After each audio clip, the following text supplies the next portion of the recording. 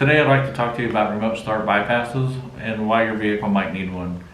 I'll also be getting into which brand I use, as well as how to program and look up specific vehicles on the platform that I use.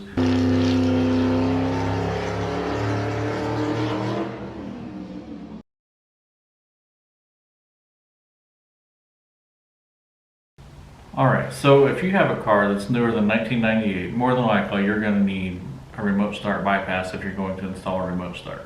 It depends what vehicle you have as to what module you're going to need, but I'll show you how to look that up here in this video. Since 1998, the vehicle manufacturers have been putting some sort of immobilizer system on vehicles, and in order to put a remote start on, you need to bypass that immobilizer. So now, what brand do I use? I use Flashlogic. This is made by AudioVox. In the past, I've installed AudioVox remote starts and found them to be just as reliable as a DEI, which would be Viper, Python. Avital is one that if you watch my videos, that's what I use. The reason I use Flashlogic is their programming information, all of their information is available to anybody. If you find a DEI brand of immobilizer bypass, you're going to run into problems because they require you to be a dealer in order to have access to their information to even program the modules. So that's why I use Flashlogic. I'm going to go ahead and open this box and show you what's inside. Actually, one thing I want to show you before is this little hole right here will allow you to hook up the programmer through here, and that way you can get the module pre-programmed before you ever even start working on the vehicle.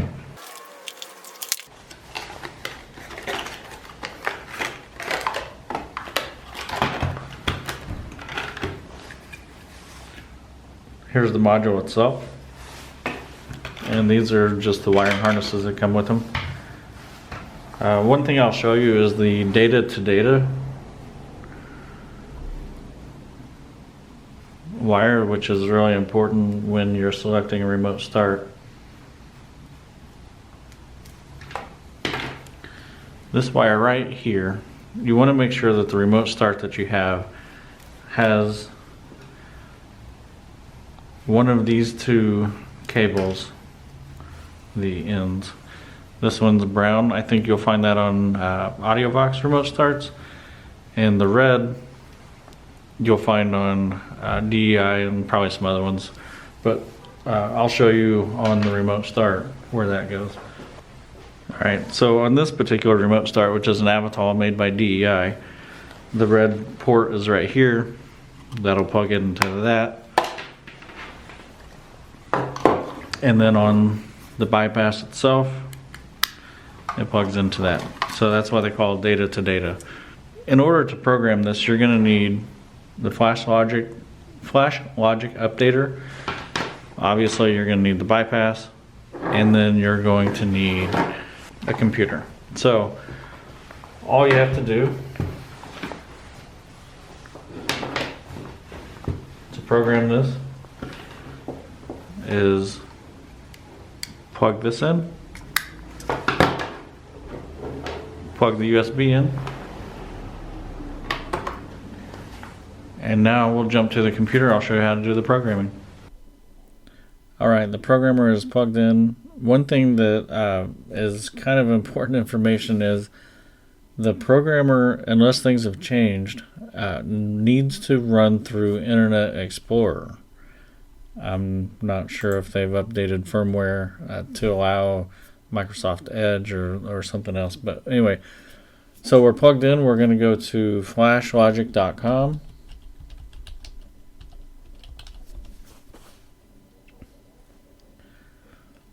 And here we're going to select year, make, model, and that will bring up what we need, what module we will need. So we're doing a Ford. It's a 2007, and it is an Edge.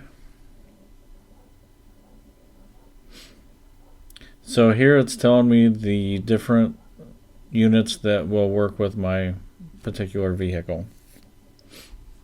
So the one that I decided to buy was the FLCAN. This is an add-on to an aftermarket remote start. Some of these other ones are standalone units. You can see here it says starter kit.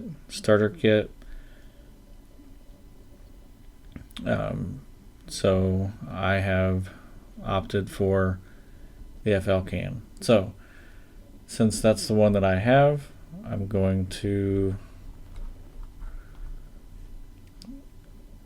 go ahead and log in to this website, and then I'll flash my module.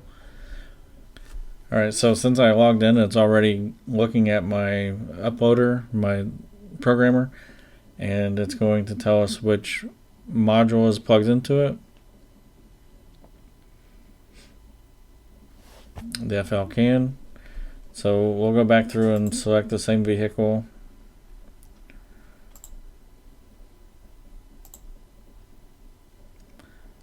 Click next, and this is a remote starter. Next, and then it gives you the ability to select the remote start you're going to be pairing it with. This is the same as the 4103, but it's a 4105. I'm going to go ahead and select the 4103. We're going to do DBI. That's where it's the data to data wiring.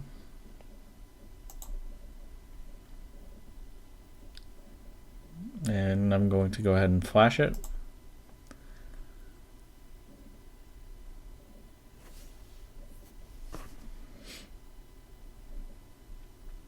And you can see the progress on the firmware flashing.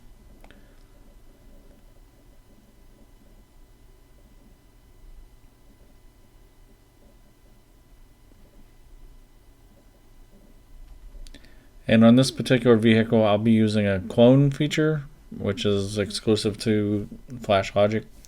Basically, it's going to take the information from the key that has a chip in it. It's going to retain that. And in the programming, which if you decide to watch the video of the installation on this particular vehicle, you'll see the second part of the programming. But part one is done, and once it's installed, we'll do the second part.